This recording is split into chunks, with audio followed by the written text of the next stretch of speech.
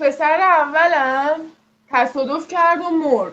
بله پسر دومم میلگرد افتاد رو گردنش قطع نخاع شد. بله. من چند ماهی افسردگی داشتم سر این جریاناتی که داشتم و اصلا نمیتونستم وارد رابطه بشم و اینکه میخوام ببینم رابطم با این آقا چی میشه. من واسه تون یه دونه طالبینی هندی میگیرم دوست عزیز. اسم کوچیکتون رو من میتونم بپرسم؟